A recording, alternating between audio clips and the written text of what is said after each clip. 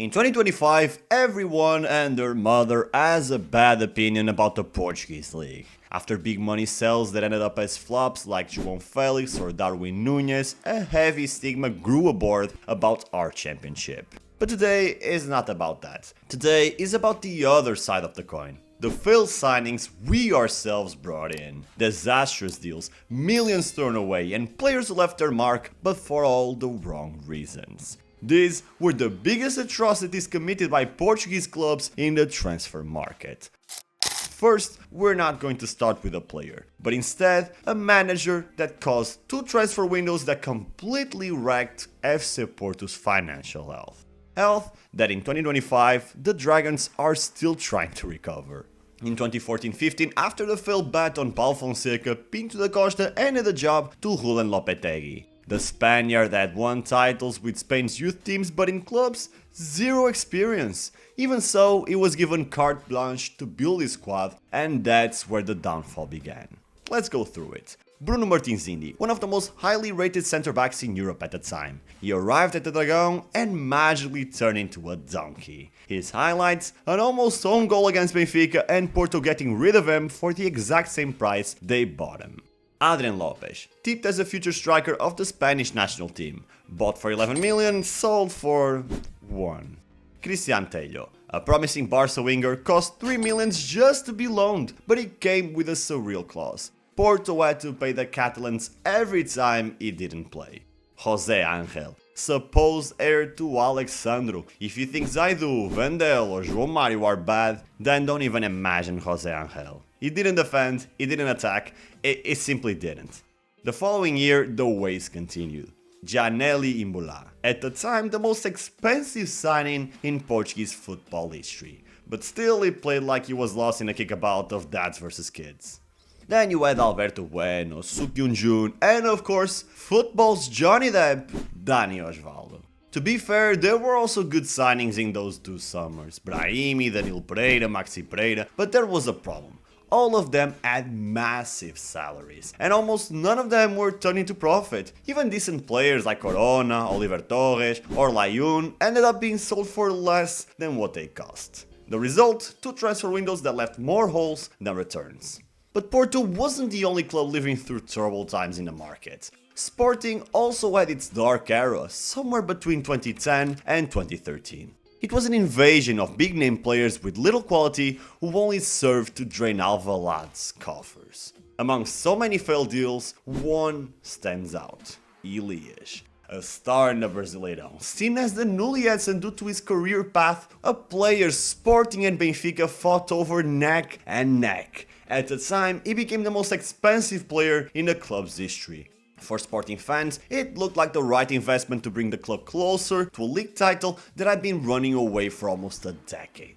Except, Elias never justified the price. He wasn't terrible, but he looked uninterested, invisible, without spark, just another piece in a squad without chemistry, more used to losing than winning. After a season and a half, he was loaned to Flamengo, and then eventually sold to Corinthians, where, ironically, he showed quality again.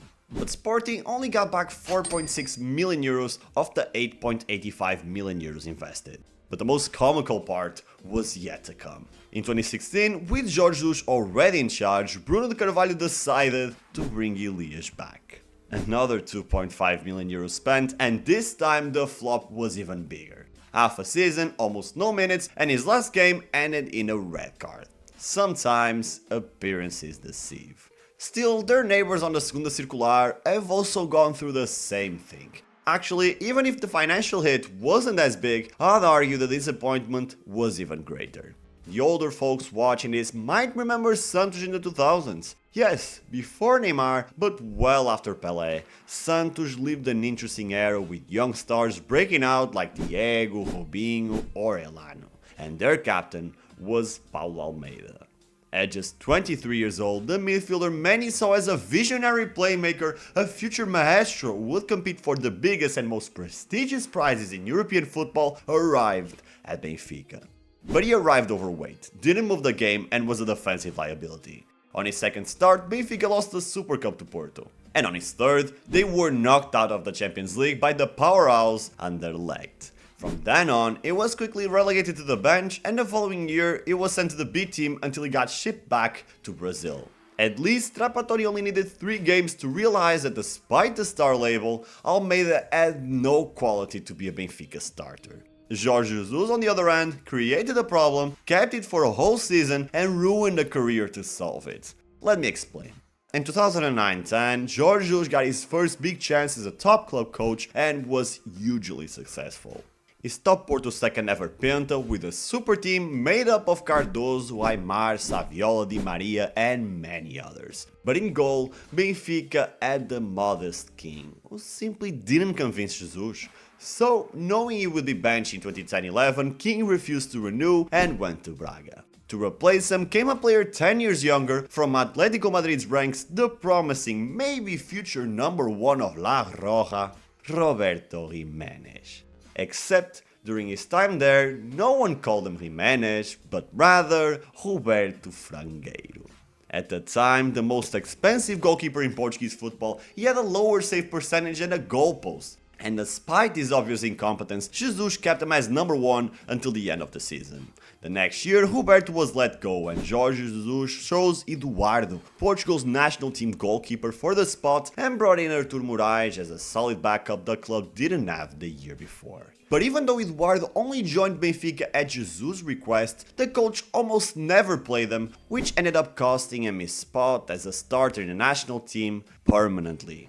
Finally, there's just one last phenomenon worth mentioning. Since people love spotting patterns, I'll leave you with one of the worst streaks ever, only recently broken, this time by Vangelis Pavlidis and Benfica's good striker scouting last season. Because from 2018 to 2023, Benfica signed every single year one or more terrible forwards. In 2018 came Castillo for 7.87 million euros, 0 goals in 11 games. In 2019 came Raul de Tomás for 20 million euros, 3 goals in 17 games. In 2020, a year when Jorge Jesus told Benfica we're going to play not double, but triple what they played last year, Pedrinho arrived, saw and disappointed. 18 million euros and 31 games later it left with just 1 goal. In 2021, Yaremchuk arrived for 17.5 million euros but only managed 9 goals, a huge downgrade after scoring 23 in Belgium. In 2022, in the middle of the Nordic talent investment, came Tangstedt for 7 million euros, who never established himself as a starter. And finally, in 2023, Artur Cabral for 20.5 million euros scored 11. Statistically, it was the best and the last of its kind, which says a lot about the constant flop streak in forward signings. Of course, the history of Portuguese football isn't just made of flops. In every era I mentioned, the Big Three also signed players who deliver great sporting success, big financial return, or both. The truth is, even if football has patterns that help us interpret it, in the end, it's highly unpredictable. Just like Portuguese clubs trick top European sides, the same happens within Portugal itself. But at least, after all these years, we can all look back, laugh a little at the blunders of people who, no matter how incompetent they are at their jobs, earn 100 times more than any of us. But tell me, did I forget a flop that had to be mentioned in this list? I'm sure I did. So please leave a comment and roast that player who didn't cost you money but definitely ruined your mental health. Thanks for watching, see you in the next video here on Thorn FC.